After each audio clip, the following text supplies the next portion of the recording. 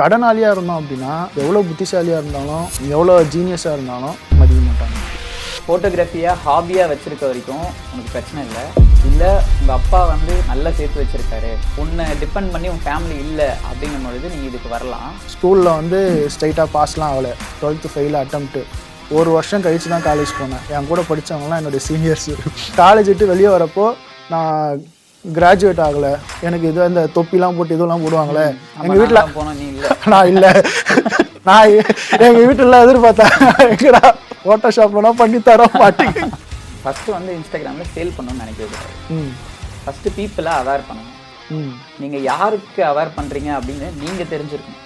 இப்போது பெட்டை பற்றி பேச போகிறேன் அப்படின்னா பெட் பேரண்ட்ஸ் தான் என்னோட டார்கெட் ஆடியன்ஸ். அவங்களுக்கு தேவையான விஷயங்களை நான் சொல்லணும். இது சம்மந்தமே இல்லாத ஒரு பொருளை எடுத்துகிட்டு வந்து இதை வாங்கிக்கோங்க, எனக்கு காசு கொடுக்குறாங்க அப்படின்றதுக்காக எனக்கு ஒரு 150K ஃபாலோவர்ஸ் இருக்காங்கன்னு சொல்லிட்டு நான் ஈஸியாக ப்ரமோட் பண்ணிட முடியாது.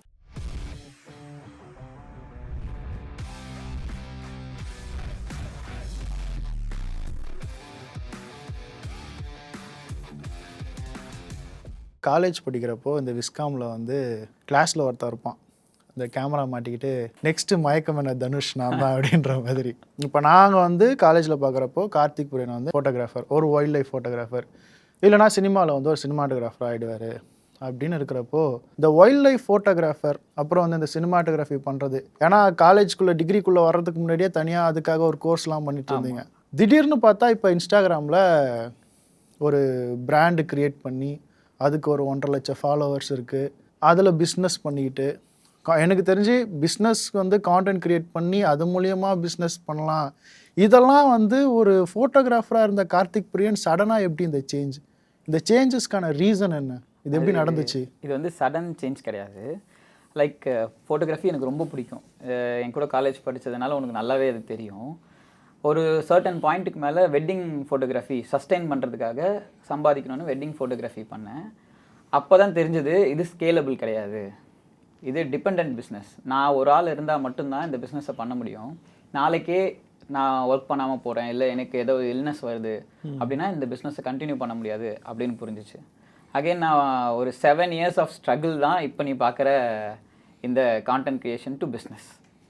நான் இந்த 7 yearsல நான் லேர்ன் பண்ண எல்லா விஷயங்களையும் போட்டு இன்ஸ்டாகிராமில் கண்டென்ட் மேக் பண்ணி அது மூலிமா பிஸ்னஸ் பண்ண ஸ்டார்ட் பண்ணேன். இது ஈஸியாக வரல, ரொம்ப ஸ்ட்ரகிள் பண்ணி தான் இதை எடுத்துகிட்டு வந்தது. பட் அந்த மூமெண்ட் இருக்கும்ல, இந்த வைல்ட் லைஃப் ஃபோட்டோகிராஃபராக இந்த வந்து வேளச்சேரி அந்த பள்ளிக்கரணை சதுப்பு நேரத்தில் ஃபோட்டோ எடுத்துக்கிட்டு இருந்த கார்த்திக் பிரியனுக்கு வந்து திடீர்னு வந்து இல்லை இதை கொஞ்ச நாள் நம்ம ஹோல்ட் பண்ணுவோம். இப்போவும் எனக்கு தெரியும் கேமரா கொடுத்தா நீங்கள் போயிடுவீங்க, பட் அந்த பணம் சம்பாதிக்கிற ஹோல்ட் பண்ணும். அந்த மூமெண்ட், எக்ஸாக்ட் மூமெண்ட் வந்து அது ஒருத்தர் வந்து பார்த்து சொன்னார்ன்றது. அவர் அப்படி என்ன சொன்னார்? பேஷனேட்டாக வைல்ட் லைஃப் ஃபோட்டோகிராஃபர் ஆகணும் அப்படின்னு சொல்லிட்டு தேடி போய் ஃபோட்டோ எடுப்பேன். அப்போது ஒரு டீமில் நான் ஜாயின் பண்ணி ஃபோட்டோ எடுக்க ஸ்டார்ட் பண்ணேன். அதில் யங்கஸ்ட் நான் தான். அதில் ஒரு ஃபோட்டோகிராஃபர் வந்து என் ஃபோட்டோஸ்லாம் ரிவ்யூ பண்ணிவிட்டு பார்த்துட்டு என்கிட்ட ஒரு அட்வைஸ் கொடுத்தாரு. ஃபோட்டோகிராஃபியாக ஹாபியாக வச்சுருக்க வரைக்கும் உனக்கு பிரச்சனை இல்லை. இல்லை உங்கள் அப்பா வந்து நல்லா சேர்த்து வச்சுருக்காரு, வெல் செட்டில்டு, உன்னை டிபெண்ட் பண்ணி உன் ஃபேமிலி இல்லை அப்படின்னும் பொழுது நீ இதுக்கு வரலாம். ஆனால் இதை தான் சோர்ஸ் அப்படி வச்சுட்டு வந்தீங்கன்னா கண்டிப்பாக உன்னால் சஸ்டெயின் பண்ண முடியாது. நீ எப்போ நல்லா சம்பாதிக்கிறியோ அப்போ இங்கே வந்து ஃபோட்டோ எடுக்க ஸ்டார்ட் பண்ணு அப்படின்னு சொன்னார். ரெண்டாவது இன்னொரு விஷயம் சொன்னார். அங்கே போனதில் நான் மட்டும்தான் பைக்கில் போனேன், மற்றவங்க எல்லாரும் காரில் வந்து அவங்களோட கிட்டு வச்சுட்டு வந்தாங்க. நான் மட்டும் ஒரு ஆக்டிவாக எடுத்துக்கிட்டு பேக்கில் லென்ஸ் எல்லாம் வச்சுட்டு போகும்பொழுது இது ரொம்பவே ஹிட் ஆச்சு. அப்போ தான் தெரிஞ்சது, ஓகே இது நமக்கான பிளேஸ் இப்போ கிடையாது, நமக்கான பிளேஸை க்ரியேட் பண்ணிவிட்டு அதுக்கப்புறம் வரலாம். கண்டிப்பாக வருவேன், என்னோடய பிளேஸை க்ரியேட் பண்ணிவிட்டு அதுக்கப்புறம் வரலாம் அப்படின்னு தான் உடனே குவிட் பண்ணேன். ஓகே, இப்போ அவர் தான் வந்து அந்த தீர்க்கதரிசி சொல்லிட்டாரு, அதுபடி கேட்டுட்டேன். நமக்கு வந்து அந்த மூமெண்ட்டில் எப்படி இருக்கும்னா, என்ன இவர் நம்ம ட்ரீமை புரிஞ்சிக்க மாட்டுறாரு, நமக்கு ஒரு பேஷனேட் இருக்கும், நம்ம ட்ரீமை நோக்கி ஓடலான் இருக்கிறப்போ அப்போ நமக்கு அது கொஞ்சம் எப்படி சொல்கிறது, ஏதோ நம்மளை டிமோட்டிவேட் பண்ணுற மாதிரி இருக்கும். இல்லைனா நம்ம நல்லா ஃபோட்டோ எடுக்கிறோம், அது பொறாமையாக இருக்குது இவருக்கு அப்படிலாம் கூட ஃபீல் ஆகும். இப்போ அதை யோசிச்சு பார்க்குறப்ப எப்படி ஃபீல் ஆகுது? இந்த டிசிஷன் கரெக்டான டிசிஷன்னு தோணுது. ஏன்னா நான் என் கூட நிறைய பேர் ஃபோட்டோ எடுத்துகிட்டு இருந்தாங்க, அவங்களோட இப்போ நிலைமை என்னன்றது எனக்கு தெரியும். இந்த கொரோனா டைமில் வந்து எத்தனை பேர் கேமராவை செல் பண்ணாங்க, எத்தனை பேர் ஸ்விக்கி ஜொமேட்டோ ஓட்டுறாங்கன்றதெல்லாம் எனக்கு தெரியும். நான் பிஃபோராகவே ரியலைஸ் பண்ணி நான் ஒரு டிஜிட்டல் மார்க்கெட்டிங் கோர்ஸ் பண்ணேன். கோர்ஸ் பண்ணி வெப் டிசைனிங், பார்ட்னர்ஷிப்பில் வந்து web designing, digital marketing, content மார்க்கெட்டிங்னு சொல்லி என்னோடய ட்ராக்கையே சேஞ்ச் பண்ணிட்டேன். என்னோடய லைஃபுமே சேஞ்ச் ஆகிடுச்சு. நல்லா ஏர்ன் பண்ணவும் ஸ்டார்ட் பண்ணிட்டேன். ஏன் கூட அதே ஃபோட்டோகிராஃபி பண்ணிகிட்டு இருந்தவங்க கேமரா வித்தாச்சு, ஸ்விக்கி ஜொமேட்டோ ஓட்ட ஆரம்பிச்சிட்டாங்க. அவங்களோட லைஃப்பெல்லாம் ரொம்பவே ஸ்ட்ரகிளிங் இதுவாகவே இருக்குது. ஸோ நான் எடுத்த டிசிஷன் வந்து நல்ல டிசிஷன். அந்த பர்சனோட பேச்சை கேட்டது ரொம்ப நல்லது தான். உனக்கு வந்து அவர் சொன்னார், அதை நீ என்கிட்ட சொன்ன, அதை நீ மறந்துட்டியான்னு தெரியல. ஐ திங்க் அந்த மூமெண்ட்லேயே என்னடா கார்த்தி என்ன எதுவும் பண்ணலையானா, இல்லைடா ஒருத்தர் சொன்னார் ஃபஸ்ட்டு காசு சம்பாதிக்கணும். அப்போ நான் வந்து என்ன பண்ணிட்டு இருந்தேன்னா அசிஸ்டன்ட் டைரக்டராக போகலாம் அப்படின்னு. ஆனால் தெரியும் காசு சம்பாதிக்க முடியாது அப்படின்னு சொல்லிட்டு. அப்போ தான் நம்ம கிளாஸில் ஒருத்தர் இருப்பார், அவர் ஃபோன் பண்ணி இந்த மாதிரி ஷூட்டிங்கில் இருக்கிறேன், இங்கே வந்து ஃபோட்டோ எடுக்கிறியா அப்படின்னு. ஃபோட்டோ எடுக்கலாம்டா, எவ்வளோ காசு தருவாங்கன்னு கேட்டேன். காசெல்லாம் தர மாட்டாங்க, வந்தனா இங்கே பெரிய பெரிய ஆர்டிஸ்ட்லாம் இருப்பாங்க, முக்கியமாக தளபதி இருப்பார், சமந்தா இருப்பாங்க, வந்து பார்க்கலான்னா காசு தர மாட்டாங்களா. உடனே எனக்கு பெல் அடிக்குது, கார்த்திக் பிரியன் அப்படி சொன்னான், காசு எல்லாம் போகக்கூடாது அப்படின்னு சொல்லி நானுமே வந்து அந்த மாதிரி எப்படின்னா அந்த விஷயத்த அப்படியே ஹோல்ட் பண்ணிவிட்டு அதுக்கப்புறம் நம்மளால் எந்த இடத்துல பணம் சம்பாதிக்க முடியுமோ அப்படின்னு சொல்லிட்டு நான் யோசித்து பார்த்துக்கிட்டு இருந்தேன். இப்போது ஃபோட்டோகிராஃபியில் என்ன பண்ணலான்ற ஏதாவது ஐடியா இருக்கா, இல்லை இப்போ போகலான்ற மாதிரி ஐடியா இருக்குது? ஹாபியாக பண்ணலாம். இப்போ ஏர்ன் பண்ணுறேன். இன்னும் நல்லா ஏர்ன் பண்ணதும் மசை மாரான்னு சொல்லி ஒரு இடம் இருக்குது. அங்கே வைல்ட் லைஃப் ஃபோட்டோகிராஃபி டூர் போகணும். ஃபேமிலியோட ஒரு டூர் போயிட்டு நல்ல எக்ஸ்பென்சிவ் கிட்டு, ஒரு 20 lakhsக்கு ஒரு கிட்டு எடுத்துக்கிட்டு ஜாலியாக போகணுன்றது தான் அல்டிமேட் கோல். அது வந்து ஹாபியாக மட்டும் இருக்கணும். அதனால எனக்கு என்ன ஏர்னிங் அந்த மாதிரி எதுவுமே வேணாம். அது பியூர்லி ஹாபி. அப்போ இந்த வெட்டிங் ஃபோட்டோகிராஃபி என்னாச்சு? இப்போ நான் இருந்தால் தான் அந்த பிஸ்னஸ் ரன் பண்ண முடியும் அப்படின்ற மாதிரி இருந்துச்சு. ஒரு ஸ்டேஜில் வந்து நான் இது பண்ண வேண்டாம், ஆள் வச்சு பண்ணலாம் அப்படின்னு பிளான் பண்ணி நான் ஸ்டார்ட் பண்ணேன். அப்போது ஒரு ப்ராப்ளம் வந்தது. லைக் எப்படின்னா, கஸ்டமருக்கு வந்து ஒரு ஃபேஸ் ரெகக்னைசேஷன் வந்துருச்சுன்னா இவங்க இருந்தால் தான் அந்த இது நல்லா இருக்கும் அப்படின்ற மாதிரி ஒரு தாட் வரும். நம்மளை விட எடுக்க போனவன் இன்னும் நல்லாவே எடுப்பான். ஆனா இவன் வரல, கார்த்திக் பிரியன் வரல, அதனால சரியில்லை அப்படின்ற மாதிரியே ஒரு இது வந்துச்சு. அந்த மாதிரி இஷ்யூஸ்லாம் வந்துச்சு. நமக்கு நேமா காசான்னு பார்க்கும்பொழுது நேம் தான் முக்கியம். நல்ல ஒரு பேர் எடுத்துட்டோம், அந்த பேரோட வெளியே வந்துட்டோம்னா நல்லது. கெடுத்துக்கிட்டு வர வேணாம்னு சொல்லிட்டு அதையுமே ஸ்டாப் பண்ணிட்டேன். அதில் நல்ல காசு சம்பாதிச்சு தான் இருந்தது. ஆனா அதை ஸ்கேல் பண்ண முடியாது. நல்ல காசு மட்டும் இல்லை, காசோட சேர்த்து ட்ராமாவும் கிடைக்காதுல நிறையவே. ஏன்னா நானும் வந்து வெட்டிங் ஃபோட்டோகிராஃபி பண்ணியிருந்தேன். இப்போ எப்படி கார்த்திக் பிரியன் யார் அப்படின்னா, நானும் கார்த்திக் பிரியனும் ஒரே காலேஜில், அதாவது குருநானக் காலேஜில் விஸ்காம் படித்தவங்க. இப்போ விஸ்காம் படித்தாங்க அப்படின்னா அந்த கிளாஸில் வந்து ஒருத்தர் வந்து வெட்டிங் ஃபோட்டோகிராஃபி ஸ்டார்ட் பண்ணார் அப்படின்னா அப்படியே அடுத்தடுத்து கொஞ்சம் கொஞ்சம் அப்படியே ஸ்டார்ட் பண்ணுவாங்க. இப்போ வந்து அவர் வெட்டிங் ஃபோட்டோகிராஃபி ஸ்டார்ட் பண்ணோடனே இன்னொருத்தர், அப்புறம் எங்கள் ஏரியாவில் நான் அப்படின்னு ஸ்டார்ட் பண்ணுவார். நானும் வெட்டிங் ஃபோட்டோகிராஃபி பண்ணிட்டு இருந்தேன். ஆனால் வந்து இதில் என்ன நடக்கும் அப்படின்னா, நம்ம கிளாஸில் இருக்கிற பசங்களே நம்மளை எக்ஸ்போசிங் கூப்பிடுவாங்க. கூப்பிட்டு என்ன பண்ணுவாங்கன்னா, நம்ம ஒரு 2000 கிடைக்கும், இல்லை ஒரு 1500 கிடைக்குன்னு போயிருந்தோம்னா 500 கையில் கொடுப்பேன், மீதியை நான் அப்புறம் தரேன்னுவாங்க, தரமாட்டேன். இந்த மாதிரி ஒரு 2 வாட்டி நடந்துச்சு. அதுக்கப்புறம் என்ன பண்ணால் நானே ஆர்டர்ஸ் எடுத்து பண்ண ஆரம்பித்தேன். அதில் ஒரு சம்பவம் வந்து எனக்கு பயங்கரமாக பாதிச்சிச்சு. I think college 3rd year படிக்கிறப்ப நினைக்கிறேன், ஒரு ஆர்டர் ஒன்று எடுத்திருந்தேன். ஃபஸ்ட்டு வந்து அந்த பொண்ணோட என்கேஜ்மெண்ட்டுக்கு நான் தான் எடுத்தேன். என்கேஜ்மெண்ட்டுக்கு நான் போயிருந்தேன், இங்கே சொன்ன மாதிரியே தான் நான் கூட போயிருந்தேன். நான் எடுக்கல ஃபோட்டோ, ஆனால் கூட நின்றுட்டு இருந்தேன், வேறு ஒருத்தன் எடுத்தேன். அடுத்த வாட்டி நான் அந்த ஆர்டர் எடுக்கிறப்போ நான் உங்கள் ஆர்டருக்கு வந்துட்டேன் ஃபோட்டோ எடுக்கிறதுக்கு. கோடம்பாக்கத்தில் உன் கூட வந்துட்டேன் நான் கேண்டிடேட் எடுக்கிறதுக்கு. அங்கே வேற ஒரு பையனை அனுப்பிச்சி விட்டேன். அவன் எடுத்த ஃபோட்டோ எதுவுமே நல்லா இல்லை. வீடியோ வந்து அப்போ மெமரி கார்டில் போட்டு எடுக்க மாட்டாங்க, டேப்பில் எடுப்பாங்க. நம்ம அந்த என்ன சொல்லுவோம், அது camcorder, tape recorder, VLC something ஏதோ சொல்லுவோம், நாங்கள் டேப்பில் போட்டு எடுப்பாங்க. அதில் ஒன்ஸில் டேமேஜ், அந்த கோடு போயிடுச்சுன்னா கோடு விடும், இப்படி அலாலையாக வரும், வந்துருச்சுன்னா அதை ரிமூவ் பண்ணவே முடியாது. அந்த மாதிரியும் வந்துருச்சு. அவன் ஃபோன் பண்ணி நீங்கள் வரல, அதனால தான் இப்படி ஆயிடுச்சு, வீடியோவில் பிரச்சனை ஆகிடுச்சு, ஆல்பம் ஏதாவது பக்காவாக போட்டு கொடுத்துடலான்னு சொல்லிட்டு இந்த சிடிலாம் எடுத்துக்கிட்டு என்னென்னவோ பண்ணுறேன், ஒன்றும் முடியல. பிரிண்ட்டு கொடுத்துட்டேன், பிரிண்ட்டு சாயங்காலம் வாங்கி காலைல கொடுத்துட்டு இது பண்ணிடலான்ட்டு. என் ஃப்ரெண்ட்ஸ் 2 பேர் வெளியே எதிர்க்க வரானுங்க. இன்னும் எங்கடா போகிற அப்படின்னா, இல்லை ஃபோட்டோ ஆல்பம் வாங்க போகிறேன் அப்படின்னு. போனால் தம்பி கடை எரிஞ்சிருச்சு, இளங்கோ கடை எரிஞ்சிருச்சு. ஒரு வாரம் கழிச்சு கடை எரிஞ்சிருச்சா, என்னடா பண்ணுறது. வந்தால் கேட்குறானுங்க ஃப்ரெண்ட்ஸ், என்னடா ஆச்சு அப்படின்னா, என் பர்த்டேக்கு கிஃப்ட் வாங்குறதுக்காக அந்த கடைக்கு தான் போயிருக்கானுங்க, அந்த ரூட்டு தான். கடை எரிஞ்சதை லைவாக பார்த்துருக்கானுங்க. நீ சொன்னால் கஷ்டப்படணும்னா அது இந்த மாதிரிலாம் நீங்கள் சொன்ன மாதிரி பிரச்சனை இருக்கிறதுனால ஃபோட்டோகிராஃபியே வேணாம், நம்ம ஆர்டரே எடுக்க வேணாம்னு விட்டேன். ஃபோன் பண்ணி கேட்டாங்கன்னா நான் வேறு யாருக்காவது பக்கத்தில் இருக்கிறவங்களும் மாற்றி கொடுத்துருவேன். வீடியோ எடிட்டிங் மட்டும் பண்ணிகிட்டு இருந்தேன். அதுவும் ஒரு டைமில் வந்து இனிமேல் இந்த வீடியோ எடிட்டிங் பண்ணக்கூடாது, ட்ரெடிஷ்னல் வீடியோலாம் எடிட் பண்ணக்கூடாது, கேடிட் பண்ணக்கூடாது, அதை வந்து விட்டுட்டு ஃபுல் அண்ட் ஃபுல்லாக வந்து இந்த பக்கம் வந்தாச்சு. கண்டென்ட் கிரியேஷனுக்குள்ளே வந்தாச்சு. இப்போ நான் கண்டென்ட் கிரியேட் பண்ணது பார்த்தோம்னா ஷார்ட் ஃபிலிம் சொல்ல முடியாது, ஸ்கெட்ச் காமெடிஸ்லாம் போட்டுக்கிட்டு இருந்தது. அப்போ நீங்கள் டிஜிட்டல் மார்க்கெட்டிங் இருந்து. பட் பிஸ்னஸ் ஸ்டார்ட் பண்ணோம் அப்படின்னா கான்டென்ட் கிரியேட் பண்ணியே ஆகணும் அப்படின்னு எப்படி ஒரு ஐடியா தோணுச்சு? ஓவர் 7 இயர்ஸாக நான் டிஜிட்டல் மார்க்கெட்டிங் பண்ணிகிட்ருக்கேன். அந்த எவால்யூஷன் நல்லா தெரியும். இனிஷியல் ஸ்டேஜில் பிஸ்னஸ் எப்படி வந்துச்சு, இப்போ கரண்ட்டாக லாஸ்ட்டு 3 இயர்ஸாக வந்து பிஸ்னஸ் எப்படி போயிட்டுருக்கு. நிறைய பேருக்கு கண்டென்ட் மார்க்கெட்டிங் பண்ணி கொடுத்துருக்கோம். அப்போ வந்து நிறைய பேர் வியூஸ்க்காகவும், சில பேர் வந்து ஃபாலோவர்ஸ் வரணும் அப்படின்னு இருப்பாங்க, சில பேர் மட்டும் ஃபோக்கஸ்டாக இருப்பாங்க. எப்படின்னா டார்கெட் ஆடியன்ஸ் இருந்தாங்கன்னா அந்த ப்ராடக்ட்டோ சர்வீஸையோ வந்து ஈஸியாக செல் பண்ண முடியும். இப்போ சில பேர் வந்து செல் பண்ணணுன்னே உள்ளே வருவாங்க. ஒரு ப்ராடக்ட் எடுத்துகிட்டு இதை வாங்கிக்கோங்கன்னு. அவங்களுக்கு பார்த்தீங்கன்னா வியூஸ் போகலாம், ஃபாலோவர்ஸ் இருக்கலாம், ஆனால் சேல்ஸ் இருக்காது. ஏன்னா அவங்களுக்கு டார்கெட் ஆடியன்ஸ் இருக்க மாட்டாங்க. அவங்க ட்ரெண்டை நோக்கி மட்டுமே ஓடிட்டே இருப்பாங்க. சரி, கண்டென்ட் பண்ணாமல் ஃபஸ்ட்டு அவேர் பண்ணணும், அதுக்கப்புறம் அது மூலயமா சேல்ஸ் ஆட்டோமேட்டிக்காக நடக்கும் அப்படின்றது கிளைண்ட் மூலியமாகவே நான் புரிஞ்சுக்கிட்டேன். ஸோ ஒரு பிராண்ட் ஸ்டார்ட் பண்ணோன்னா பிஃபோராக நமக்கான ஆடியன்ஸ் இருக்கணும், அதுக்கப்புறம் தான் பிராண்டே ஸ்டார்ட் பண்ணோன்னு திங்க் பண்ணி தான் இந்த பேஜை வந்து ஸ்டார்ட் பண்ணேன். இதுக்கு வந்து நம்ம பண்ண போகிறது வந்து ஒரு பெட் ஃபுட்டு. இப்போ அதுக்கு ஒரு பெட் வேணும் நமக்கு, ட்ரெயின் பண்ணுற வீடியோ, அந்த ஃபுட்டு கொடுக்குற வீடியோ, அப்புறம் இப்படியெல்லாம் நம்ம வந்து ஸ்ட்ராட்டஜி பண்ணலாம். கண்டென்ட் ஸ்ட்ராட்டஜி எப்படி பண்ணீங்க நீங்கள்? கண்டென்ட் ஸ்ட்ராட்டஜின்லாம் அப்படிலாம் ஸ்டார்ட் பண்ணல. ஃபஸ்ட்டு வந்து மார்க்கெட் கேப் எனக்கு தெரிஞ்சுது. லைக் எப்படின்னா, நான் பெட்டு வாங்கிட்டு நான் ஒரு விஷயத்தில் உள்ளே போயிட்டேன்னா இன்டெப்த்தாக போவேன். அதில் ஒரு ஃபுட் எடுத்துக்கிட்டேன்னா அதில் இன்க்ரீடியன்ட்ஸ் என்ன இருக்குது, ப்ரிசர்வேட்டிவ்ஸ் என்ன போடுறாங்க, கலர்ஸ் ஆட் பண்ணுறாங்களான்னு சொல்லிட்டு கம்ப்ளீட் செக் பண்ணுவேன். அப்படி செக் பண்ணும்போது தான் தெரிஞ்சது நேச்சுரல் ட்ரீட்ஸ் வந்து டாக்ஸ்க்கு கம்மியாக இருக்குது, இருந்தாலும் இங்கே ஈஸியாக கிடைக்கிறது இல்லை, எக்ஸ்பென்சிவாக இருக்குது அப்படின்றத புரிஞ்சுக்கிட்டேன்.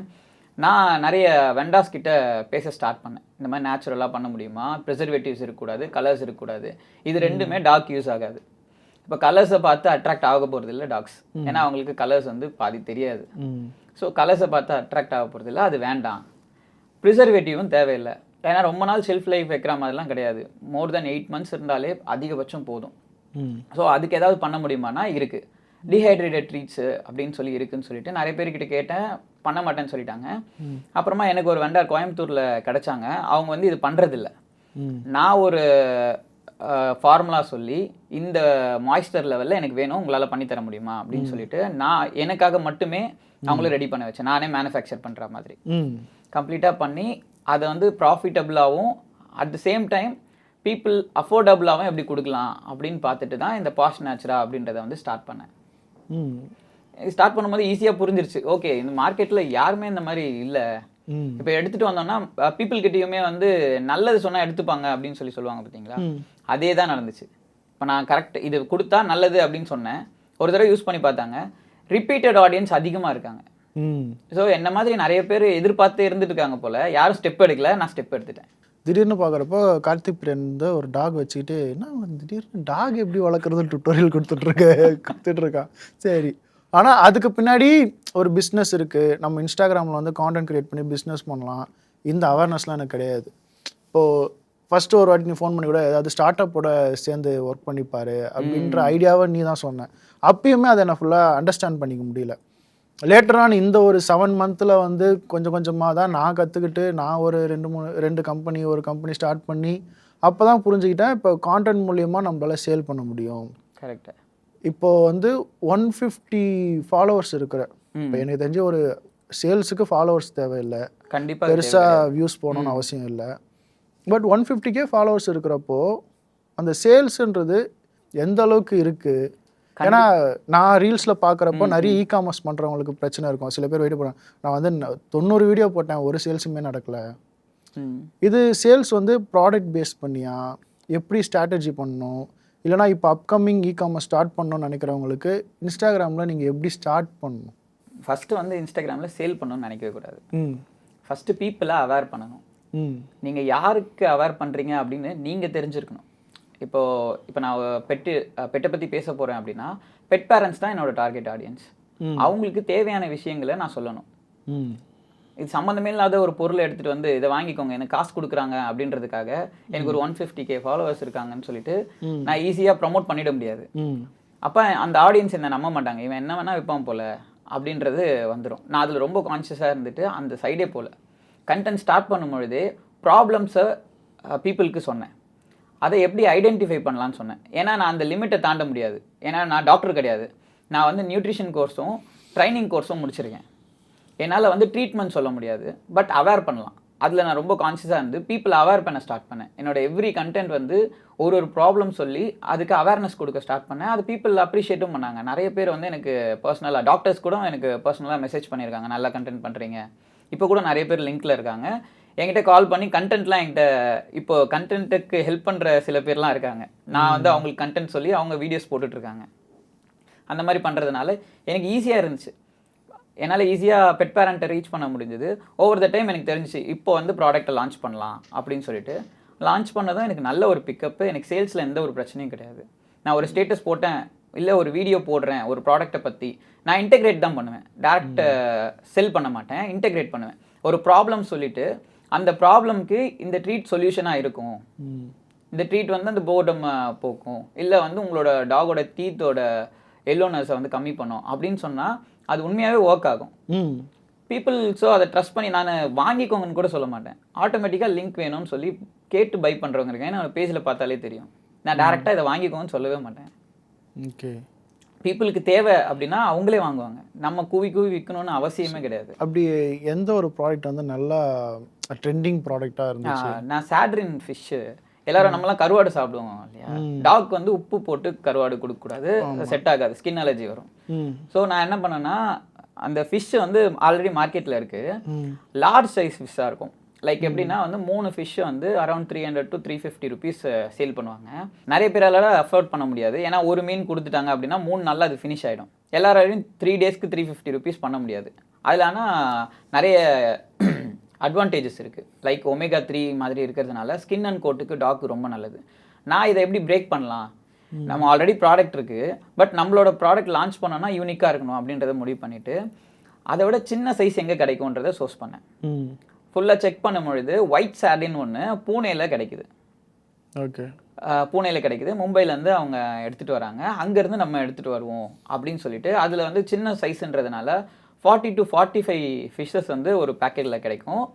அரௌண்ட் 200 ருபீஸ்க்கு 200 to 250 ருபீஸ்க்கு சேல் பண்ணலாம் அப்படின்னு பிளான் பண்ணி லான்ச் பண்ணேன். அது பயங்கரமான ஒரு, எப்போ ஸ்டாக் பண்ணாலும் அவுட் ஆஃப் ஸ்டாக் ஆகிடும். வித்தின் 3 to 4 டேஸில் அவுட் ஆஃப் ஸ்டாக்கு. நான் திருப்பி வெயிட் பண்ணி தான் வாங்கணும். டிமாண்டட் ப்ராடக்ட் கிடைக்காது. ஓகே, இது ஃபிஷ் வந்து கேட் தானே சாப்பிடும்? இல்லை, டாக்கும் கொடுக்கலாம். டாக்கும் கொடுக்கலாம். அதில் ஒமேகா 3 இருக்கிறதுனால ஸ்கின்னுக்கு நல்லது. டாக்கு கொடுக்கலாம். ஆனால் இதை கேட்டுக்கும் கொடுக்கலாம். ஓகே, இது ரெண்டுத்துக்குமே ட்ரீட் தான். இது என்னோட இதில் வந்து அது யூனிக் செல்லிங் ப்ராடக்ட். அது இப்போ இந்த மாதிரி ப்ராடக்ட்லாம் கண்டுபிடிக்கிறீங்களா, இது போகும் அப்படின்னு, அதுக்கான பேசிக் ரிசர்ச்லாம் எங்கேருந்து எப்படி கண்டுபிடிப்பீங்க? பேசிக் ரிசர்ச் நம்ம கிட்ட இருந்து தான் வருது. இப்போது நம்ம ஒரு குழந்தைய பார்த்துக்கிறோம் அப்படின்னா குழந்தைக்கு என்னென்ன தேவை அப்படின்றத வந்து நம்ம தானாக தேட ஆரம்பிச்சிருவோம். அதே மாதிரி தான் என்னோட பெட்டும். நான் என் பையனுக்கு என் பொண்ணுக்கு என்ன செலவு பண்ணுறேன், என்ன வாங்கி கொடுக்குறனோ அதை விட அதிகமாக தான் என் பெட்டுக்கு ஸ்பெண்ட் பண்ணேன் இனிஷியல் ஸ்டேஜில். அப்படி பார்த்துக்கிட்டேன். ஸோ நான் செலவு பண்ணதை கால்குலேட் பண்ணி தான், ஓகே என்னாலேயே இவ்வளோ செலவு பண்ண முடியுதுன்னா அப்போ என்ன மாதிரி பார்த்துக்கிறவங்களால செலவு பண்ண முடியும். அப்போ நல்ல ப்ராடக்டை கொடுத்தோம்னா அந்த டாக்கும் நல்லது, அந்த பெட் பேரண்ட்டும் ஹாப்பி அப்படின்ற கான்செப்ட் தான் நான் பிஸ்னஸ் ஸ்டார்ட் பண்ணுறதுக்கு காரணமே. ஸோ ஓகே, இன்ஸ்டாகிராமில் ஸ்டார்ட் பண்ணுறதுக்கு முன்னாடி ஃபஸ்ட்டு வந்து நமக்கு ஒரு அவேர்னஸ் இருக்கணும், நம்ம யாருக்கு செல் பண்ணுறோம் அப்படின்னு. அப்புறம் வந்து ஒரு கரெக்டான ப்ராப்ளம்க்கு தேவையான ப்ராடக்டை லான்ச் ஐடென்டிஃபை பண்ணோம். இப்போ அப்புறம் வந்து மக்களும் நம்ம தொடர்ந்து எஜுகேட் பண்ணிக்கிட்டு இருக்கோம். ஏதோ ஒரு ப்ராப்ளம் பற்றி பேசுகிறோம் அப்படின்னா நம்மளை ஃபாலோ பண்ணுவாங்க, நம்மளை ட்ரெஸ்ட் பண்ணுறாங்க, அது மூலிமா நம்மக்கிட்ட வாங்குறாங்க. ஆமாம், இதுதான் நீங்கள் சொல்ல வரீங்க. ஆமாம், இதுதான் பேட்டர்ன். இது இந்த பிஸ்னஸ்க்குன்னு இல்லை, எல்லா பிஸ்னஸ்க்குமே இதுதான் பேட்டர்ன். பீப்புளுக்கு செல் பண்ணக்கூடாது, பீப்புள் நம்மளை நம்பி வாங்கணும். ஓகே, அந்த ப்ராடக்ட் அதுக்கு ஒர்த்தாக இருந்துச்சுன்னா ரிப்பீட்டட் கஸ்டமர்ஸ் இருப்பாங்க. பீப்புள் எல்லாம் ஈஸியாக ஏமாத்திட முடியாது. ஒரு தடவை வாங்க வைக்கலாம், அடுத்த தடவை போயிட்டான்னா சேல்ஸே இருக்காது. ரிப்பீட்டட் கஸ்டமர் வராங்க அப்படின்னா நம்ம ப்ராடக்ட் நல்லா இருக்குன்னு அர்த்தம். ஓகே, இதில் நீங்கள் பெருசாக சந்தித்த தடங்கள், ஸ்ட்ரகிள்ஸ் அப்படின்ற மாதிரினா என்னவா இருந்துச்சு? ப்ராடக்ட் சோர்சிங் தான். இப்போது நம்ம ஒரு கிரேட் ஒன்று வச்சுருப்போம், அந்த கிரேடு கீழே போனோம் அப்படின்னா பர்ச்சேஸ் பண்ணுறவங்கள சாட்டிஸ்ஃபைட் பண்ண முடியாது. இப்போ நம்ம ஹியூமனை ஏமாற்றிடலாம், டாக்ஸை ஏமாற்ற முடியாது. சின்ன ஸ்மெல் சேஞ்சஸ் இருந்துச்சு அப்படின்னா அவங்க எடுக்கவே மாட்டாங்க. ம் அதனால ப்ராடக்ட்டை இப்போ ஒரு 8 months எக்ஸ்பைரி அப்படின்னா 6 monthோட அந்த ப்ராடக்ட்டை ஃபினிஷ் பண்ணிடணும். நான் வந்து சின்ன சின்ன பேட்சஸாக அதனால போடுறேன். எனக்கு அது எக்ஸ்பென்ஸ் தான்.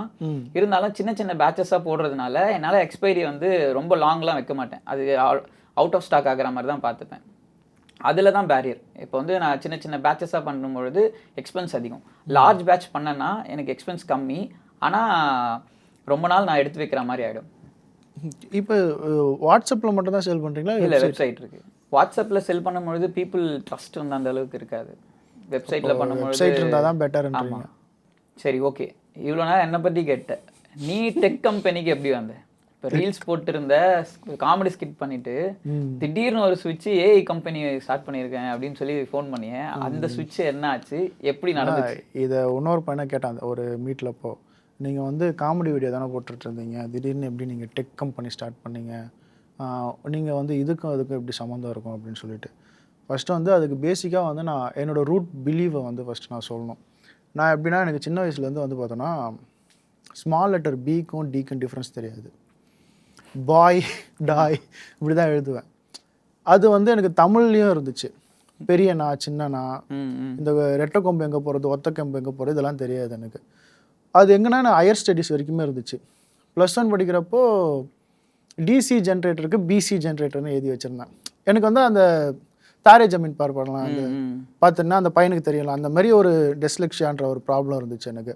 ஸோ எனக்கு இந்த ஸ்கிரிப்ட் படிக்கிறதுல வந்து ரொம்ப கஷ்டம். ஸோ 12th வந்து நான் மேக்ஸில் ஃபெயில் ஆகிட்டேன். மேக்ஸில் ஒரு அட்டம்ப்ட்டு படித்து காலேஜ் உள்ளே போகலாம் அப்படின்னா ஃபீஸ் கட்டுறதுக்கான காசு எங்கள் அப்பாகிட்ட இல்லை. அந்த என்ன பண்ணுறாருன்னா, எங்கள் அப்பா நீ இந்த ஒரு வருஷம் இரு, அடுத்த வருஷம் உன்னை காலேஜ் அனுப்புகிறேன் அப்படின்னா, நான் அந்த வருஷம் இருந்துட்டு அடுத்த வருஷம் போகிறேன். ஸோ ஸ்கூல் வந்து எப்படின்னா, நான் ஒரு ஃபெயிலியர் மாரி தான் ஸ்கூலில், பெருசாக எதுவும் பண்ணல. அடுத்தது காலேஜுக்குள்ளே போகிறேன். காலேஜுக்குள்ளே போகிறப்போ என் கூட படித்தவங்களாம் எனக்கு சீனியர். ஸோ அந்த டிபார்ட்மெண்ட் விஸ்காமில் இருக்கிறதுனா, விஸ்காம் தனியாக நம்ம காலேஜில் இருந்தால் பெருசாக தப்பிச்சிட்டேன். இருந்தாலும் நம்ம கூட படித்தவங்களாம் நமக்கு சீனியராக இருப்பாங்க. சரி காலேஜில் ஓரளவுக்கு எதாவது பண்ணலாம் அப்படின்னா, விஸ்காமில் நம்ம தான் தெரியும் என்ன படித்தோம் அப்படின்னு சொல்கிறோம். காலேஜில் என்ன நடந்துச்சு அப்படின்னா, என்னோடய மார்க் ஷீட்டில் வந்து நம்ம சப்ஜெக்டில் இல்லாத ஒரு சப்ஜெக்டை போட்டு என்னை ஃபெயில் பண்ணிட்டாங்க. எனக்கு வந்து சரி இது ஃபெயில் பண்ணிட்டாங்களே நம்ம அப்படின்னு சொல்லிட்டு நான் அதை அட்டெம்ப்ட் எழுதி பாஸும் பண்ணிட்டேன். இல்லாத சப்ஜெக்ட்டு, நமக்கு இல்லாத ஒரு சப்ஜெக்ட் கூட அதை நான் ஃபெயில்னு போட்டு வந்து பாஸ் பண்ணிட்டு காலேஜில் ஒரு 6 months கேட்குறேன், எனக்கு பாஸ் பண்ணிட்ட டிகிரி சர்டிஃபிகேட் வரல அப்படின்னு சொல்லிட்டு. நீ போய் யூனிவர்சிட்டியில் போய் கேள்வி பண்ணிட்டாங்க. யூனிவர்சிட்டியில் போய் கேட்டோம் அப்படின்னா, நீ ஏன் இவ்வளோ நாள் வரல, இவ்வளோ நாள் ஆயிடுச்சு, இதுக்கு மிஸ்டேக்கு உங்கள் மேலே, நீங்கள் தப்பாக போட்டு கொடுத்துட்டீங்க. அங்கேருந்த பிஎஸ்சி டிபார்ட்மெண்ட் ஆள், நீ ஏன் இவ்வளோ நாள் வரல, நீ இவ்வளோ நாள் என்ன பண்ணிருந்த அப்படின்னு சொல்லிட்டு என்ன ஏறுறான். ட்ரீட் பண்ண விதமே நமக்கு சரியில்லை. சரி அப்போனா ஒரு டிடி எடுத்து போடு, டிகிரி வந்தால் பேசுகிறதே வரும், வந்தால் வரும், வரலனா போவோம். இன்னும் எனக்கு அடுத்தது நான் என்னென்னா முயற்சி பண்ணால் அந்த டிகிரி சர்டிஃபிகேட்டும் வரல. எனக்கு இது வரைக்கும் வாங்கலை. இது வரைக்கும் எனக்கு வரல. எனக்கு யூனிவர்சிட்டிலேருந்து தரணும், இது வரைக்கும் தரல. அவங்க மார்க் ஷீட்டில் பிரச்சனை பண்ணிட்டாங்க. நம்ம சப்ஜெக்ட் கோடு இல்லாத ஒரு கோடை போட்டு எனக்கு டிகிரி வராத மாதிரி பண்ணிட்டாங்க. நான் திருப்பியும் போட்டு மார்க் ஷீட்டை சப்மிட் பண்ணி டிடி எடுத்து அதுக்கும் காசு கட்டணும். நம்ம 350 ரூபா கட்டி அந்த ரீகரெக்ஷன் கொடுத்து, அதாவது ரீகரெக்ஷன்லாம் இல்லை, எனக்கு மார்க் ஷீட்டை திருப்பி பிரிண்ட் பண்ணி கொடுங்க, கரெக்டாக கொடுத்தா தான் டிகிரி வரும். அதுக்கும் நான் சப்மிட் பண்ணிட்டு வந்தேன்னா, ஆனால் அது வரல. நம்ம போய் கேட்டாலும் நம்மகிட்ட ஒழுங்காக பேசுறதில்ல பிஎஸ்சி டிபார்ட்மெண்ட்டில். அந்த சார் இப்போ இருக்காரான்னு கூட எனக்கு தெரியல. ஸோ எனக்கு என்ன ஆச்சுன்னா, ஒரு டைமில் உட்காந்துட்டு இருக்கிறப்போ நமக்கு ஸ்கூலும் சரியில்லை, காலேஜ்லேயும் டிகிரி இல்லை. நம்ம என்ன, ஏன்னா நமக்கு ஒரு பிலீவ் இருக்கும்ல, நல்லா படித்து நல்ல காலேஜில் இருந்தால் நல்ல வேலைக்கு போகலாம். இதெல்லாம் சொல்லி கொடுத்துருக்காங்க சின்ன வயசுலேருந்து அப்படிதான். அப்போ தான் எனக்கு ஒரு புக்கு வந்து லைஃப்பில் வருது, சயின்ஸ் ஆஃப் மோட்டிவேஷன் அப்படின்னு சொல்லிட்டு, பிரெயின் ஸ்டேசி அப்படின்னு சொல்லிட்டு. அவரும் அவருடைய கிட்டத்தட்ட ஓப்பனிங்கில் இன்ட்ரடியூஷனை தாண்டி ஒரு கான்வர்சேஷனில் வரும். அவரும் வந்து ஒரு ஆவரேஜான ஒரு லைஃப், அதாவது ஸ்கூலில் ஒழுங்காக படிக்கலை, அவர் காலேஜும் போகல. ஸோ ஒரு சேல்ஸ் ஜாபுக்கு போகிறாரு, அங்கேயுமே ரொம்ப ஆவரேஜான ஒரு பர்ஃபார்மன்ஸில் இருக்கிறார். ஆனால் அவர் கூட இருக்கிற ஒருத்தர் வந்து பார்த்தோம்னா நல்லா பர்ஃபார்ம் பண்ணுறார் சேல்ஸில். அவர்கிட்ட போய்ட்டு அவர் கேட்குறாரு, நீங்கள் மட்டும் எப்படி இவ்வளோ நல்லா பர்ஃபார்ம் பண்ணுறீங்க அப்படின்னு. ஸோ அவர் திருப்பி கேட்குறாரு, சேல்ஸ் டிபார்ட்மெண்ட், சேல்ஸில் வேலை பார்க்குற, சேல்ஸ் சம்மந்தப்பட்ட எவ்வளோ புக்ஸ் நீ படிச்சிருக்காருன்னு கேட்குறாரு. இவருக்கு வந்து புக் இருக்குமானே தெரியாது இவருக்கு. ஸோ அதுக்கப்புறம் இவர் புக் படிக்கிறாரு, சேல்ஸை பற்றின நடக்கிற செமினார்ஸ்லாம் போய் பார்க்குறாரு. அதுக்கப்புறம் அவர் இன்றைக்கி பிரெயின் ஸ்டேசி வந்து ஒரு பெரிய ஆர்த்தர், பெரிய வந்து இந்த டெவலப்மெண்ட் பற்றி பேசுகிறது, பர்சனல் டெவலப்மெண்ட் பற்றி பேசுகிறதுலாம். ஸோ அந்த புக்கு படிக்கிறப்ப எனக்கு வந்து இது என்னென்னா, ஒரு விஷயத்தில் நம்ம தேரணும் அப்படின்னா படித்தா போதும். அது நான் ஸ்கூல்லையோ காலேஜ்லேயும் பெஸ்ட்டாக பெர்ஃபார்ம் பண்ணியிருக்கணுன்ற அவசியம் கிடையாது. என்னுடைய வேலை என்ன, கான்டென்ட் க்ரியேட் பண்ணுறதா, இல்லைனா இப்போ டெக்கா, அந்த சம்மந்தப்பட்ட அதுக்கு லைஃப்பில் என்ன ஆகணுமோ அந்த புக்கெல்லாம் நம்ம படிக்கலாம் அப்படின்ட்டு நான் புக்ஸ் படிக்க ஆரம்பித்தேன் நிறைய. நான் நிறைய படித்த புக் எல்லாமே பார்த்தோம்னா ஸ்டார்ட் அப் பற்றியும் டெக் பற்றியும் எப்படி சீக்கிரம் பணக்காரன் ஆகலாம் இந்த மாதிரி இருக்கிறதுனால. இப்போ டெக்கு எனக்கு தெரியுமா அப்படின்னா, இப்போ உட்காந்து நான் ஒரு ஏஐ பண்ணுவேன், வைப் கோடிங்லாம் பண்ணுவேன்னா தெரியாது. பட் அந்த டெக்னாலஜியை என்னால் சேல் பண்ண, மார்க்கெட்டிங் பண்ண முடியும். அந்த டெக்னாலஜியை என்னால் கொண்டு போய் மக்கள்கிட்ட சேர்க்க முடியும், அது நல்ல டெக்னாலஜியாக இருந்துச்சு அப்படின்னா. ஸோ டெக் கம்பெனி ஸ்டார்ட் பண்ணுறோன்னா போகிறது கிடையாது, எதுவும் போகிறது கிடையாது. ஸோ அது சம்மந்தப்பட்ட பிஸ்னஸ் மைண்டை வந்து இப்போ எந்த துறையாக இருந்தாலும், இப்போ நாளைக்கே வந்து வேறு ஒன்றா நம்ம கற்றுக்கணுனாலும் உட்காந்து படித்தா கற்றுக்கலாம். ஸோ என்னுடைய ரூட் பிலீவ் என்னென்னா, நமக்கு தெரியல அப்படின்னா நம்ம அது சம்மந்தப்பட்ட புக்ஸ் எல்லாம் வாங்கி படித்தோம் அப்படின்னா கற்றுக்கலாம். ஸோ காமெடி பண்ணிவிட்டு ஏஐ டெக் பண்ணுறதுன்றதுலாம் பெரிய விஷயம்லாம் கிடையாது. என்டர்டெயின்மெண்ட் பண்ணி ஒன்று யார் வேணாலும் என்ன வேணாலும். எனக்கு பயங்கர டிராஸ்டிக் சேஞ்சஸ் அது. கண்டென்ட் பண்ணிகிட்டே இருந்தால் திடீர்னு ஏஐ கம்பெனி சொல்கிறான்னா, நீ நிறைய விஷயம் என்கிட்ட சொன்னேன், இந்த ஆட்டோமேஷன் பற்றி, க்ளோனிங் பற்றி, இந்த மாதிரி நிறைய விஷயங்கள் நம்ம பேசணும். நடுவில் ஃபோன் காலில் இதெல்லாம் கூட நீ எனக்கு காமிச்சிருந்த. அதெல்லாம் வந்து பயங்கர ஆச்சரியம் இருந்துச்சு. ஏன்னா திடீர்னு பயங்கரமாக டெவலப் ஆகிட்டு இருக்கான் டெக்னாலஜியில். அதான் நமக்கு நம்பிக்கை என்னென்னா, நான் அந்த சயின்ஸ் ஆஃப் மோட்டிவேஷன் புக்குக்கு அப்புறம் நம்மளோட ஸ்கூல் நமக்கு வந்து இப்போவுமே உனக்கு வந்து எழுத சொன்னாலோ இல்லை எது பண்ணாலும் ஏதாவது ஒரு இடத்துல ஒரு ஸ்பெல்லிங் மிஸ்டேக்கோ கிராமர் மிஸ்டேக்கோ வரும்.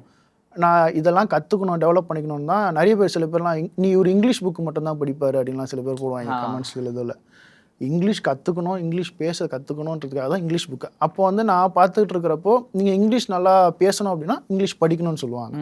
ஸோ அதுக்காக இங்கிலீஷ் புக்ஸ் படிக்க ஆரம்பிச்சது. ஆனால் அதோட தமிழ் டிரான்ஸ்லேஷனும் இருக்கும், அதையும் வாங்கி ஈஸியாக படிக்கலாம். பட் என்னுடைய கோல் என்னென்னா இங்கிலீஷ் கற்றுக்கணுன்றதுக்கு தான்.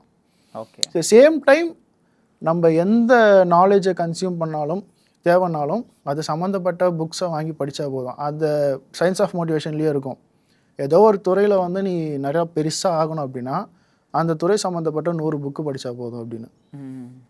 ஸோ என்னுடைய இது நான் இப்போ இது பண்ணிவிட்டு அது இல்லை, அடுத்தது வேறு ஒன்று கூட பண்ணலாம். திடீர்னு நான் வந்து ஃபுட்டில் கூட இறங்கலாம். அப்போ வந்து என்ன பண்ணலாம், அது சம்மந்தப்பட்ட புக்ஸை வாங்கி நம்ம படித்தோம் அப்படின்னா அதுக்கேற்ற மாதிரி நாலேஜ் வரும். கண்டிப்பாக. நான் டெக்கு ஸ்டார்ட் பண்ணுறதுக்கு முன்னாடி நிறைய புக்ஸ் படித்தேன். அப்போ வந்து இந்த டெக் பிஸ்னஸ் பற்றி எனக்கு அந்த அளவுக்கு புக்ஸில் இருக்கிறப்ப அதை அண்டர்ஸ்டாண்ட் பண்ணிக்க முடியாது. இப்போ நான் ஸ்டார்ட் பண்ண பிறகு அந்த புக்கெல்லாம் எனக்கு அந்த புக்கில் இதுதான் சொல்லியிருக்கு, ரிலேட் ஆகுது, எனக்கு இதுதான் சொல்லியிருக்காங்க அப்படின்னு சொல்லிட்டு. எனக்கு வந்து சேல்ஸ்னால் என்ன, லீட்ஸ்னால் என்னன்னு தெரியாது. ஆனால் பிரெயின் ஸ்டேசியோட புக்கு படிக்கிறப்போ ஒரு சேல்ஸ் அப்படின்றாரு. சேல்ஸ்னால் இவங்க என்ன படிப்பாங்க, என்ன பண்ணுவாங்க அப்படின்னு எனக்கு தெரியாது. ஆனால் இப்போ தெரியுது எனக்கு சேல்ஸ் எவ்வளோ இம்பார்ட்டண்ட் ஒரு பிஸ்னஸ்க்கு, ஒரு சேல்ஸ் டீம் எவ்வளோ இம்பார்ட்டண்ட்டு, ஒரு லீடை வந்து எவ்வளோ கன்வெர்ட் பண்ணுறது எவ்வளோ முக்கியம். ஆனால் இதுக்கு முன்னாடியே நான் அதெல்லாம் கன்சியூம் பண்ணி வச்சுக்கிட்டேன். ஸோ எனக்கு இப்போ ஈஸியாக இருக்குது. ரைட். ஸோ இந்த சேஞ்சுக்கு காரணம் என்னென்னா, யாராலையும் என்ன வேணாலும் பண்ண முடியும் படிச்சிட்டாங்கன்னா அப்படின்ற என்னுடைய நம்பிக்கை மட்டும்தான். சூப்பர். ஸோ என்ன இந்த ஸ்கூலில் வந்து ஸ்ட்ரைட்டாக பாஸ்லாம் ஆகலை, 12th ஃபெயில் அட்டம்ப்ட்டு. ஒரு வருஷம் கழித்து தான் காலேஜ் போனேன். என் கூட படித்தவங்கலாம் என்னுடைய சீனியர்ஸு. காலேஜ் விட்டு வெளியே வரப்போ நான் கிராஜுவேட் ஆகலை. எனக்கு இது அந்த தொப்பிலாம் போட்டு இதெல்லாம் போடுவாங்களே எங்கள் வீட்டில், நான் இல்லை, நான் எங்கள் வீட்டில் எதிர்பார்த்தேன் எங்கடா ஃபோட்டோஷாப்லாம் பண்ணி தர மாட்டேங்க. அந்த கிராஜுவேட் வாங்கின ஃபோட்டோவே என்கிட்ட இல்லை. ஸோ நான் வந்து ஒரு டைமில் உட்காந்துட்டு இருக்கிறப்ப நம்ம என்ன பண்ண போகிறோம் லைஃப்பில், இப்படி இருக்கே, நம்ம எதுக்குமே எப்படி இருந்துச்சுன்னா நம்ம தொட்டதெல்லாம் விளங்காது போல இருக்கு, பத்தாத்துக்கு இந்த ஃபோட்டோகிராஃபி பிஸ்னஸ் வேறு அப்படி இருக்கிறப்போ. ஸோ அதுக்கப்புறம் எனக்கு ஹோப் வந்தது பார்த்தோம்னா இந்த ரீடிங் ஹேபிட்டில் மட்டும்தான். ஸோ அதுதான் வந்து இந்த சேஞ்சஸ் காரணம். இப்போது கண்டென்ட் பண்ணிட்டு இருக்கும்போது ஒரு ட்ராப் உனக்கு வந்தது. அது எந்த ட்ராப்னு எனக்கு தெரியும், நல்லா தெரியும். அப்போ அதை எப்படி ஓவர் கம் பண்ணேன்? எல்லாருக்கும் தெரிஞ்சிருக்கும் அந்த ட்ராப் ஒன்று வந்துச்சு, அதை எப்படி ஓவர் கம் பண்ணேன்? ஸோ எந்த ஒரு அந்த டவுனுக்குமே எனக்கு இருந்த பெரிய டவுன் என்னன்னா, எனக்கு இருந்த அந்த 8 லட்சம் கடன் தான். அதை அடைக்கிறதுக்கு தான் எனக்கு இது வந்துச்சு. இப்போ நான் எல்லாத்தையும் அடைச்சிட்டு நிம்மதியாக இருக்கிறேன். என்னன்னா, நீங்கள் வந்து கடனாளியாக இருந்தோம் அப்படின்னா எவ்வளோ புத்திசாலியாக இருந்தாலும் எவ்வளோ ஜீனியஸாக இருந்தாலும் மதிக்க மாட்டாங்க. அதுதான் உண்மை. உங்களால் வந்து கடன் வச்சுக்கிட்டு நீங்கள் புத்திசாலியாக இருந்தாலுமே வெளியே காட்டிக்க முடியாது. உங்களால் வந்து ஃப்ரீடமாக எதுவுமே பேச முடியாது, பண்ண முடியாது. அதே கடன் இல்லாமல் இருந்துச்சுன்னா என்ன சொன்னாலும் ஒத்துப்பாங்க. என்ன சொன்னாலும் ஒத்துப்பாங்க.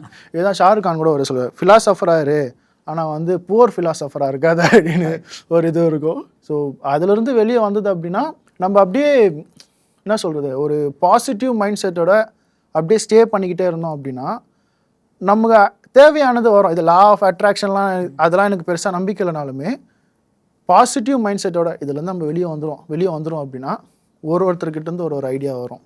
சுச்சுவேஷன் தானாக அதுவாக மாறும். நம்ம சுச்சுவேஷன் மாறுறதுக்கான ஆட்கள் வருவாங்க. நம்ம எந்த ஒரு டிராஸ்டிக்கான முடிவும் எடுக்காமல் அப்படியே காமாக ஒரு இடத்துல உட்காந்துட்டு இருந்தோம், நமக்கு தெரிஞ்ச வேலையை மட்டும் ரிப்பீட்டடாக பண்ணிக்கிட்டே இருந்தோம் அப்படின்னா தேவையானது அது நடக்கும். அவ்வளோதான்.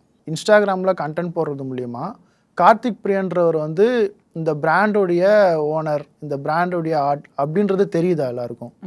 இப்போ எப்படின்னா கார்த்திக் பிரியன்றவர் வந்து பெட்டோட சம்மந்தப்பட்டவர் அப்படின்றது தெரியுது.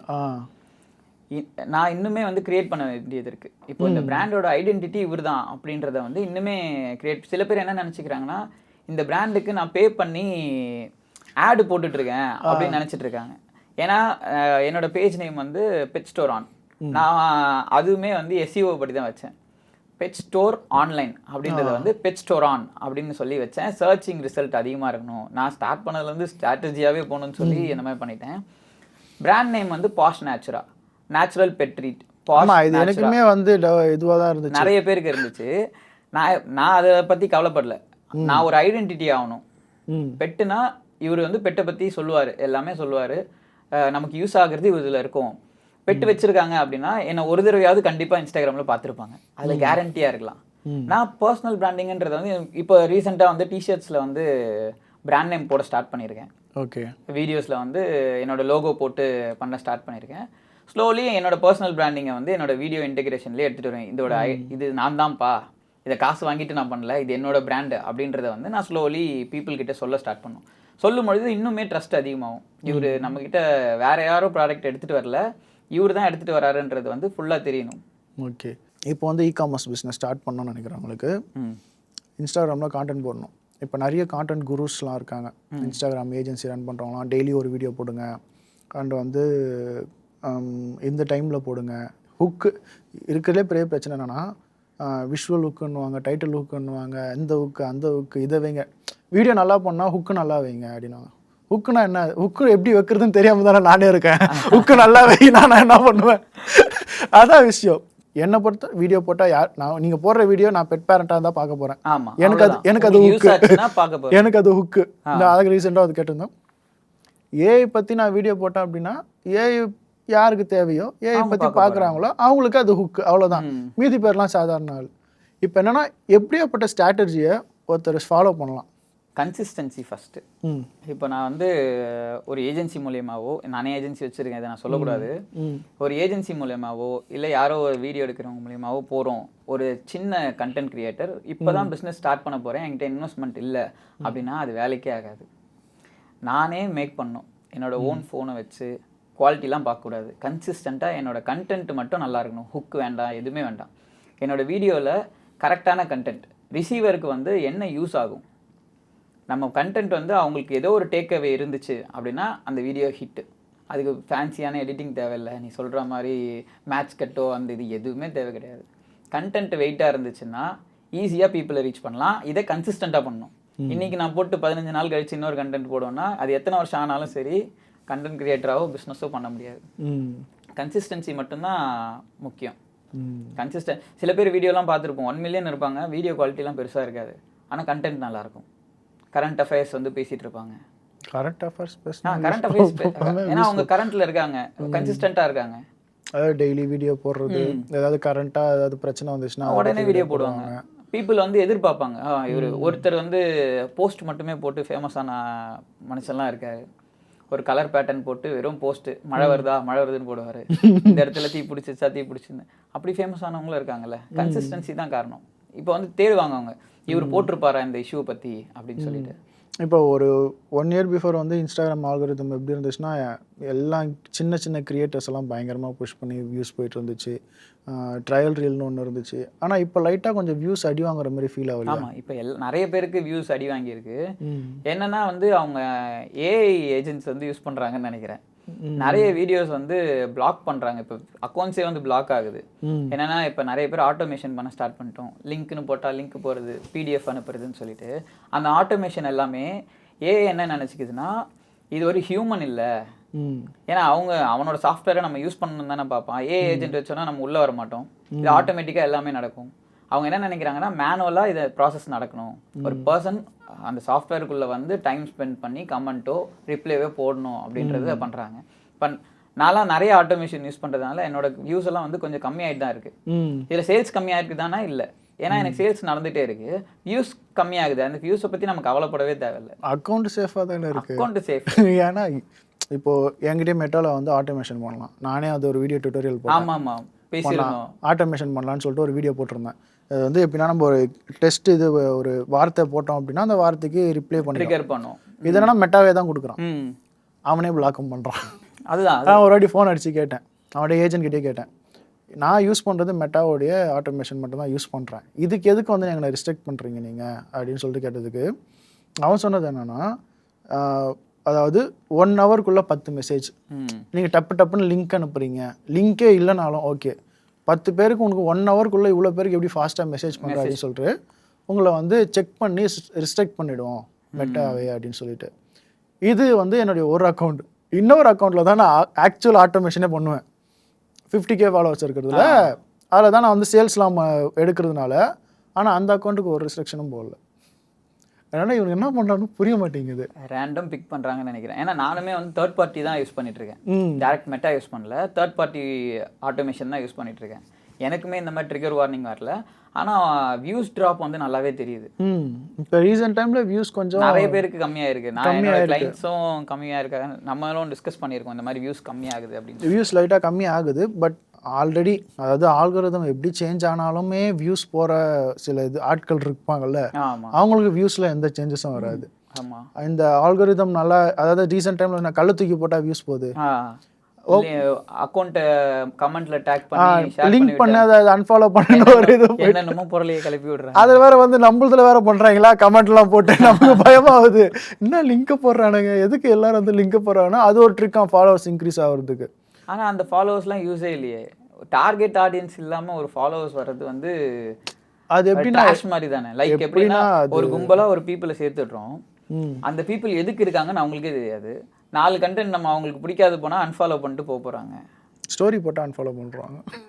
ஸ்டோரி போல ஒரு 1000 பேர். ஏன்னா யார் இவன் எதுக்கு நம்ம ஃபாலோ பண்ணணும், திடீர்னு இவன் ஸ்டோரி வருது நமக்கு அப்படின்னு சொல்லி நம்மளை அன்ஃபாலோ பண்ணுவாங்க. எப்போவுமே டார்கெட் ஆடியன்ஸ் நம்மக்கிட்ட எப்போவுமே இருப்பாங்க. டார்கெட் ஆடியன்ஸ் இல்லை அப்படின்னா அவங்களால எந்த ப்ராடக்ட்டும் செல் பண்ண முடியாது, எந்த சர்வீஸும் கொடுக்க முடியாது. ப்ரமோஷனுக்கு யாராவது பிராண்ட் வந்தால் கூட உங்களோட டார்கெட் ஆடியன்ஸ் கேட்டாங்கன்னா டைல்யூட்டடாக இருக்கும். எந்த ஒரு பர்டிகுலர் சர்வீஸோ ப்ராடக்ட்டோ அவங்களால செல் பண்ண முடியாது. இப்போ என்ன அப்படின்னா, இப்போ மோஸ்ட்லி வந்து ரேண்டமாக அப்படின்னா ஒரு 5000 10,000 ஃபாலோவர்ஸ் இருக்கிறாங்க அப்படின்னா ஒரு பிராண்டு வந்து ரொம்ப 2000 3000 கொடுக்குறான். ஆனால் இவங்களுக்கு தெரியல நிறையவே வாங்க முடியும், நிறையவே வந்து கேட்கலாம் அவங்ககிட்ட. ஈவன் தோ நீங்கள் வந்து 5000 பேர் தான் வச்சுருக்கீங்க, அந்த 5000 பேரும் ரொம்ப ஹை பர்ச்சேசிங் பவரில் இருக்கிறாங்க அப்படின்னா பிராண்டுக்கிட்ட பேசி வாங்கலாம். என்ன ஃபாலோவர்ஸ்லாம் யாருன்னு பாரு, நான் ஒன்றும் குப்பை கண்டென்ட்லாம் போடல, நான் ஒரு ஒர்த்தான கண்டென்ட் போடுறேன், அதுக்கு இவ்வளோ ஃபாலோவர்ஸ் வச்சுருக்காங்கன்னா இவங்ககிட்ட பேசியே வாங்க முடியும். ஆனால் அந்த அளவுக்கு இங்கே அவேர்னஸ் இல்லை. ஸோ வந்து தெரியல அந்த பவர் என்ன, டார்கெட் ஆடியன்ஸ் எப்படி இருக்காங்க, அந்த இது தெரியல இன்னும். அது தெரிஞ்சிச்சுன்னா எல்லாரும் பட்ஜெட் இன்க்ரீஸ் பண்ணுவாங்க. இப்போ வந்து நீங்கள் வந்து உங்கள் சின்ன வயசுக்கு போயிட்டு கார்த்திக் பிரேன் வந்து கேமரா வச்சுட்டு சுற்றிட்டு இருக்கிறாரு, அவரை பார்த்தா நீங்கள் என்ன சொல்லுவீங்க? அதாவது கண்டென்ட் கிரியேஷன் இன்னும் ஒரு 5 வருஷத்துக்கு முன்னாடி ஸ்டார்ட் பண்ணிருப்பேன். மற்றவங்களுக்குலாம் பண்றதுக்கு பதிலாக எனக்கு நானே இப்போ வந்து ஒரு இமேஜினேஷன். அதாவது காலேஜ் டைம்ல வந்து நான் கேட்பேன், இந்த போட்டோலாம் எப்படி எடுக்கிறாங்க அப்படியே அப்படின்னா, அது வேற லென்ஸ் அப்படின்னு. அது வேற லென்ஸ், அந்த லென்ஸ் நம்ம கிட்ட இல்லையா அப்படின்னா, அந்த லென்ஸ் நிறைய ஆகும். ஏன்னா நமக்கு தெரியும் அந்த ஃபோட்டோலாம் எடுக்கலாம் லென்ஸ் ஆகும்ட்டு. இப்போ காலேஜில் இப்போ ஒரு சின்ன வயசு கார்த்திக் பிரேன் டைம் ட்ராவல் பண்ணி போனீங்கன்னா அவர் கொடுக்குற ஒரு 2 அட்வைஸ் என்னவா இருக்கும்? டெக்கை வந்து இன்னும் சீக்கிரமாக அடாப்ட் பண்ண சொல்லியிருப்பேன். 2வது லேட்டாக குவிட் பண்ண விஷயங்களை சீக்கிரமாக குவிட் பண்ண வச்சுருப்பேன். எனக்கு ஒருத்தர் அட்வைஸ் கொடுத்தாருல, அந்த அட்வைஸை முன்னாடியே கொடுத்துட்டு வந்துடுவேன். இந்த பக்கமே போகாத, ஏன்னா அதுலேயுமே காசுலாம் ஸ்பெண்ட் பண்ணியிருக்கோம். இப்போது காலேஜ்லேருந்து ஏர்ன் பண்ண ஸ்டார்ட் பண்ணியாச்சு. ஏன்னா நம்ம எல்லாருமே பண்ணியிருக்கோம். வெட்டிங்லாம் வந்து நம்ம காலேஜ் டைம்லேயே ஸ்டார்ட் பண்ணிட்டோம். ஈவென்ட் மேனேஜ்மெண்ட்லாம் ஸ்டார்ட் பண்ணி அங்கே ஏர்ன் பண்ணது எல்லாத்தையும் எங்கே ஸ்பெண்ட் பண்ணோம்னா அதுலேயே தான் ஸ்பெண்ட் பண்ணோம். புது லென்ஸ் வாங்கணும், லைட் வாங்கணும், இந்த கேமரா ரிலீஸ் பண்ணியிருக்காங்க அப்படின்னு சொல்லிட்டு தேடி தேடி அதுலேயே ஸ்பெண்ட் பண்ணிட்டோம். அது பண்ணாமல் வேறு மாதிரி பண்ணியிருக்கலாம், இன்வெஸ்ட்மெண்ட் பண்ணியிருக்கலாம். நிறைய விஷயங்கள் இருக்குது. ஒரு டேக் அவே, அதாவது நீங்கள் வந்து ஒரு ஆடியன்ஸுக்கு, ஒரு யங் ஒரு ஆள் விஸ்காம் படிக்கிறான்னு வச்சுப்போமே, அவங்ககிட்ட வந்து இதை பண்ணிவிட்டு நீங்கள் இதை ஃபாலோ பண்ணுங்க அப்படின்னா என்ன சொல்லுவீங்க? ஃபஸ்ட்டு நீங்கள் என்ன பண்ணணும்னு முடிவு பண்ணணும். 10 வருஷம் கழிச்சு நீ என்ன பண்ணுவ அப்படின்றத முடிவு பண்ணிட்டு தான் இன்னைக்கு ஸ்டெப் எடுக்கணும். இப்போ ட்ரெண்டாக இருக்குது அப்படின்னு சொல்லிட்டு எந்த விஷயத்துல போய் ட்ராப் ஆகக்கூடாது. நம்ம நிறைய விஷயத்தில் காலேஜ் படிக்கும்போது ட்ராப் ஆனோம். லைக் எப்படின்னா எல்லாரும் ஷார்ட் ஃபிலிம் எடுத்தாங்க. எதுக்கு எடுக்கிறோன்னே தெரியாமல் ஷார்ட் ஃபிலிம் அதில் எத்தனை டேரக்டர் ஆனாங்கன்னு எனக்கு தெரியல. நம்ம கிளாஸில் எத்தனை பேர் டேரக்டர் ஆனாங்க, எத்தனை பேர் கேமராமேன் ஆனாங்களான்னு தெரியல. எல்லாரும் ஷார்ட் ஃபிலிம் அப்படின்னு போயிட்டே இருந்துச்சு. ஸோ அந்த மாதிரி இல்லாமல் 10 இயர்ஸ்க்கு அப்புறம் இண்டஸ்ட்ரி எப்படி இருக்கும், நம்மளோட பொட்டென்ஷியல் என்ன, நம்மளை எதில் வந்து அட்வான்டேஜஸ் இருக்குது. இப்போ டிசைனராக இருப்பான், அவன் ஃபோட்டோகிராஃபர் ஆகணும்னு ஆசைப்படுவான். ஒருத்தன் நல்ல கேமராமேன் எடுப்பான், அவன் டேரக்டர் ஆகணும்னு நினைப்பான். இது வந்து நான் யாரை சொல்றேன்றது நமக்கு புரியும். இதுல யார சொல்லல, நான் வந்து கிராஃபிக் டிசைனராகவும் இருந்திருக்கேன், போட்டோகிராஃபராகவும் இருந்திருக்கேன், இப்ப எடிட்டராகவும் இருந்திருக்கேன், யூடியூப்ல திரைக்கதையாகவும் பண்றேன். அதான் இதை வந்து தெளிவா தெரிஞ்சு அதோட ஸ்கில்ஸை வந்து டெவலப் பண்ணாலே போதும். விஸ்காம் படிக்கிறோம்னாலே டேரக்டர் ஆகணும்னு அவசியம் கிடையாது. எவ்வளோ டிபார்ட்மெண்ட்ஸ் இருக்குது. இதில் விஎஃப்எக்ஸ் இருக்குது, நிறைய டிபார்ட்மெண்ட்ஸ் இருக்குது. அந்த டிபார்ட்மெண்ட்டில் எது நமக்கு செட் ஆகும், எதை நம்ம அஃபோர்ட் பண்ண முடியும். ஒரு கோர்ஸ் ஒன்று பண்ணுறோம் அப்படின்னா இப்போ சினிமாட்டோகிராஃபி கோர்ஸ்லாம் போய் பண்ணோன்னா எத்தனை லேக்ஸ் ஸ்பெண்ட் பண்ணணும். நீங்கள் வந்து காலேஜ் வர்றதுக்கு முன்னாடி 1 இயர். ஆமாம், நான் இதுக்கு முன்னாடி காலேஜ்க்கு வர்றதுக்கு முன்னாடியே வந்து 1 இயர் வந்து நான் காலேஜ் போகல. 12th முடிச்சுட்டு 1 இயர் ஒரு கோர்ஸ் பண்ணிட்டு தான் நான் வந்தேன். அந்த கோர்ஸ் பண்ணவங்க நம்ம காலேஜ்குள்ளே வந்ததுமே என் பேரை சொல்லி சொன்னாங்க சீனியர்ஸ் கிட்டலாம், என் ஸ்டூடெண்ட் இங்கே இருக்கான், அவங்ககிட்ட எதாக இருந்தாலும் கேட்டுக்குங்கன்னு சொல்லிட்டு. அதுலேருந்து காலேஜே நம்ம கண்ட்ரோல் அப்படின்ற மாதிரி கேமராக்கு என்ன வேணுனாலும் சீனியர் முதற்கொண்டு எல்லாம் என்கிட்ட கேட்க ஆரம்பித்தாங்க. அது ஒரு அட்வான்டேஜாகவும் இருந்துச்சு. இது வந்து நான் எனக்கு பண்ணிக்கிட்ட அட்வான்டேஜ் தான். இந்த மாதிரி நம்ம கோர்ஸு எக்ஸ்ட்ராவாக என்ன கற்றுக்குறோமோ அதுதான் நமக்கு யூஸ் ஆகும். இப்போ வரைக்குமே கண்டென்ட் க்ரியேஷனில் யூஸ் ஆகிறது நம்ம விஸ்காம்லேயோ நான் அந்த கோர்ஸில் படித்த கேமரா டெக்னிக்ஸு. இப்போ என்னோடய வீடியோஸ்லாம் நல்ல குவாலிட்டியாக இருக்கும். நான் இத்தனைக்கும் மொபைலில் தான் எடுத்துகிட்டு இருக்கேன். லைட்டிங் நல்லா பண்ணும். ஆமாம், நீங்கள் அப்போத்துலேருந்து சொல்கிறது என்னென்னா, என்ன கேமரா வேணாலும் யூஸ் பண்ணலாம், கேமரா முக்கியம் இல்லை, எடுக்கிற ஆள் தான் முக்கியம். லைட்டிங்கு நம்ம அந்த சென்ஸ் இருந்துச்சு, அந்த ஃபிசிக்ஸ் தெரிஞ்சிச்சு அப்படின்னா பிரச்சனையே கிடையாது. என்ன அதான் அந்த அவங்களுக்கு வந்து என்ன ஸ்கில்லை டெவலப் பண்ணணும்னு தெரிஞ்சாலே போதும். ஸ்கில் டெவலப் பண்ணுறது ரொம்ப ஸ்கில் டெவலப்மெண்ட் ரொம்ப முக்கியம். நான் விஸ்காம் படித்தேன்னா பெரிய ஆளுலாம் கிடையாது. விஸ்காமில் என்ன ஸ்கில் படிக்கிற, என்ன ஸ்கில் எடுத்திருக்க அப்படின்றது தான் ரொம்ப முக்கியம். ஆனால் விஸ்காம் படிச்சுட்டு அது சம்மந்தப்படாத வேலைக்கு தான் நிறைய பேர் இருப்பாங்க. நம்ம செட்லேயே இன்னொன்று விஸ்காம் படித்தவங்களை விட படிக்காதவங்க தான் நல்லா கிரியேட்டிவான ஒர்க்ஸ்லாம் பண்ணுவாங்க. ஆமாம், அவங்க கிரியேட்டிவ் ஒர்க்ஸ்லாம் நல்லா இருக்குல்ல. விஸ்காம் படிச்சுட்டு நம்ம ஃபார் எக்ஸாம்பிள் சொல்கிறேன், விஸ்காம் படிச்சுட்டேன், ஒரு ஏஜென்சியில் ஒர்க் பண்ணுறேன், லோகோ கிரியேட் பண்ண தெரியாது எனக்கு. நம்ம லோகோ என்ன பண்ணுவோம், நம்ம இஷ்டத்துக்கு ஒன்று பண்ணுவோம். ஆனால் லோகோ கிரியேட் பண்ணுறதுக்குன்னு ஒரு பேர் ஃபார்மேட் இருக்குது, என்னென்ன பண்ணணுங்க. அப்புறம் வந்து பார்த்தா இன்ஸ்டாகிராம் லோகோ கிரியேட் பண்ணவங்க இவ்வளோ மில்லியனா அப்படின்ற இதை சொல்லித்தரலையே. இப்போ நம்ம அப்படி தான் இருக்கும். ஆனால் அது வேற ஒருத்தன் விஸ்காம் தான் படிக்கணும் இல்லை, வேற யாராவது அது பண்ணிட்டு போயிடுவாங்க. ஸ்கில் தான். இப்போ நான் வேற ஏதோ கோர்ஸ் படித்தா கூட இது இப்போ டிசைனிங் சம்மந்தமாக படித்தேன்னா நான் ஒரு டிசைனர் தான். விஸ்காம் படித்தா மட்டும் தான் டிசைனர், டேரக்டர், கேமராமேன்லாம் கிடையாது. ஸ்கில் டெவலப்மெண்ட் தான் முக்கியம். பட் விஸ்காம் படிக்கிறவங்களுக்கு நிறைய டைம் இருக்கும் அந்த ஸ்கில்லை டெவலப் பண்ணிக்க. ஏலாம் வந்ததுக்கப்புறம் யாருக்கு வேலை போகும், எது இருக்கும் தெரியாது. அடுத்த 10 வருஷத்துக்கு அப்புறம் எது சஸ்டைனபிளாக இல்லை. இப்போ ஏஐயில் நான் இருக்கிறதுனால சொல்கிற விஷயம் என்ன அப்படின்னா, ஹைலி கிரியேட்டிவ் ஜாப்ஸ் இருக்கு இல்லையா, அவங்களுக்கு பிரச்சனை இருக்காது. ஆனால் எனிதிங் தட் ஒரு டெஸ்க் ஜாப்பில் ரிப்பீட்டட் ஜாப்பாக ஒன்று இருக்கும், அது எல்லாமே ஏஐ ரிப்ளேஸ் பண்ணிட்டோம். இப்போ எங்கள் கம்பெனியில் நாங்கள் என்ன ஒர்க் பண்ணுறோம், ஒரு கம்பெனியில் 10 பேர் வேலை பார்க்குறாங்கன்னா அதை எப்படி 3 பேராக மாற்றுறது, அந்த கம்பெனியோட ஃபவுண்டரும் அதான் எதிர்பார்ப்பாரு. ஆமாம், கண்டிப்பாக காசு கம்மியாகுது இல்லை. ஏஐ நாட்டு சீப், ஏஐ சீப்லாம் கிடையாது. பட் உனக்கு வந்து வேலையை ஈஸி பண்ணி கொடுக்கும். ஃபார் எக்ஸாம்பிள் நீங்கள் வந்து ஒரு லீடு, இப்போ நீ உட்காந்து 10 லீடு எடுத்து அதில் யாரெல்லாம் இன்ட்ரெஸ்டடாக இருக்கிறாங்கன்னு நீ பார்க்குறதுக்கு, அதாவது சோலோ ப்ரனர்ஸ்ன்னு சொல்லுவாங்க. தனியாக இப்போ நீ சோலோ ப்ரனர் பிராண்டில் ஆடினா உனக்கு ஏஐ ஏஜென்ட்ஸ்லாம் வந்து எம்ப்ளாயீஸ் மாதிரி அவங்க வேலையை பார்ப்பாங்க. அது ஈஸியாக இருக்கும். ஒரு 20 பேர் வேலை செய்கிற இடத்துல ஒரு 5 பேர் வேலை பார்ப்பாங்க. அது மாதிரி அது ஈஸியாகிட்டே வந்துடும். பட் ஹைலி க்ரியேட்டிவ் ஜாப்ஸ்ன்னு சொல்லுவாங்க சில விஷயத்தெல்லாம். அதை வந்து ஏஐ ரிப்ளேஸ் பண்ணுறது கொஞ்சம் கஷ்டம்தான். ஆனால் ஒரு 3 to 6 இயர்ஸில் தெரிஞ்சிடும். அவ்வளோதான். ஓகே, இப்போ வந்து இன்ஸ்டாகிராமில் 150K ஃபாலோவர்ஸ் இருக்குது. இப்போ ரீசெண்டாக நிறைய பேருக்கு பிளாக்லாம் ஆச்சு இல்லையா? இப்போ திடீர்னு வந்து இன்ஸ்டாகிராம் வந்து பிளாக் ஆகிடுச்சு, இல்லை வந்து டிக்டாக்கை பேன் பண்ண மாதிரி இன்ஸ்டாகிராமை பேன் பண்ணிட்டாங்க அப்படின்னா என்ன பண்ணுவோம்? பிரச்சனையே இல்லை. நான் ஃபோட்டோகிராஃபியில் இருக்கும்போது எல்லாருமே வந்து சூப்பராக ஃபோட்டோ எடுக்கிறேன்னு சொன்னாங்க. வெட்டிங் எடுக்கும்போதும் சூப்பராக பண்ணுறேன்னு சொன்னாங்க. டிஜிட்டல் மார்க்கெட்டிங் பண்ணும்போதும் சொன்னாங்க. இப்போ பெட்டு ஸ்டார்ட் பண்ணியிருக்கேன், அதுவும் சொன்னாங்க. அடுத்தது வேறு ஏதாவது ஸ்டார்ட் பண்ணுவேன், 0லேருந்து திருப்பி ஸ்டார்ட் பண்ணாலும் சூப்பராக வருவேன். அந்த ஒரு கான்ஃபிடென்ஸ் வந்து இந்த செவரல் இயர்ஸில் வந்து நல்லாவே பில்ட் ஆகிடுச்சு. ஸோ திருப்பி 0க்கு போனாலும் அடுத்து என்ன பண்ணி எடுத்துகிட்டு வரலாம் அப்படின்றதுக்கான தைரியம் நிறையவே. அப்போ என்ன பிளாட்ஃபார்ம் நமக்கு அவைலபிளாக இருக்கோ அது அடாப்ட் பண்ணிக்க, எப்படி பண்ணலாம் எது பண்ணலாம் அப்படின்றத அடாப்ட் பண்ணி வித்தின் 3 months போதும் ஒரு ஆடியன்ஸை கேதர் பண்ணுறதுக்கு. ப்ராப்பராக ஸ்ட்ராட்டஜைஸ் பண்ணோன்னா 3 மாதத்தில் திருப்பி என்னால் புது பிளாட்ஃபார்மில் எடுத்துகிட்டு வந்துட முடியும். ரெண்டாவது, இப்போ இருக்கிறதுல வந்து ஒரு டேட்டா பேஸ் வச்சுருக்கேன்.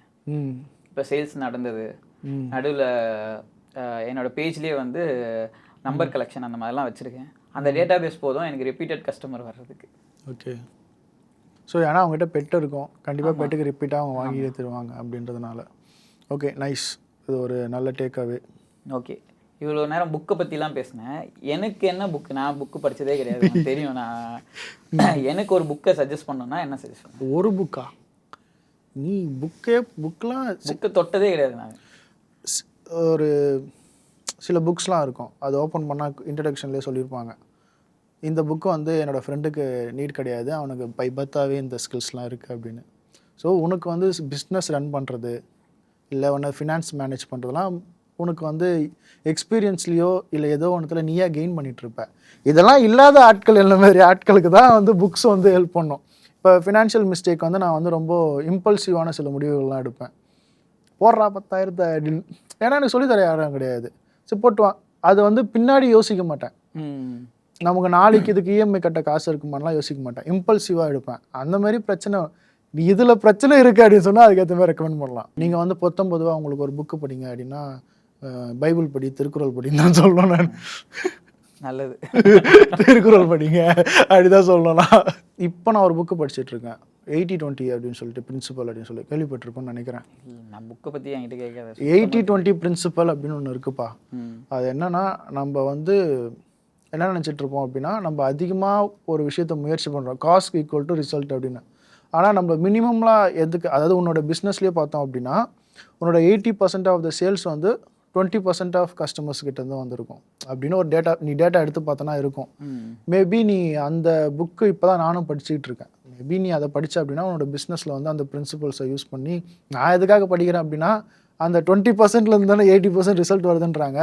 அந்த 20% மட்டும் நம்ம கண்டுபிடிச்சிட்டோன்னா நம்மளோட ஒர்க் இன்னும் ஈஸியாகிடும்ல. அதை எப்படி கண்டுபிடிக்கலான்றதுக்காக தான் அந்த புக்கு படிச்சுட்டு இருக்கேன். மேபி நீ 80-20 பிரின்சிபல். ஓகே, ஆனால் கஷ்டம். ஓகே, இப்போ நம்ம கான்டென்ட் கிரியேஷன்ல இருக்கிறதுனால பாட்காஸ்ட்லன்னா டைரி ஆஃப் சிஇஓன்னு ஒரு புக் இருக்குது. Diary of CEO. இப்போ டைரி ஆஃப் சிஇஓன்னு ஒரு பாட்காஸ்ட் ரன் பண்ணுது இல்லையா, அதோட இவர் தான் வந்து அதை எழுதியிருப்பார். பேசிக்காக அந்த புக் எதுக்குன்னா, நீங்கள் வந்து கான்டென்ட் கிரியேஷனில் இருக்கீங்க, கான்டென்ட் கிரியேஷனை யூஸ் பண்ணி பிஸ்னஸ் பண்ணுறீங்க அப்படின்னா அந்த புக்கு வந்து செம்மையாக யூஸ் ஆகும். ஓகே, இந்த பாட்காஸ்ட் எவ்வளோ நேரம் பார்த்துட்டு இருந்தது ரொம்ப நன்றி. கார்த்திக் பிரியன் வந்து உங்களுக்கு நிறைய யூஸ்ஃபுல்லான, அதாவது இ-காமர்ஸ் இன்ஸ்டாகிராமில் கண்டென்ட் ரன் பண்ணுறதை பற்றி டேக்காவே உங்களுக்கு நிறைய கிடச்சிருக்கும். ஸோ நெக்ஸ்ட் எபிசோடில் உங்களை மீட் பண்ணுறேன்.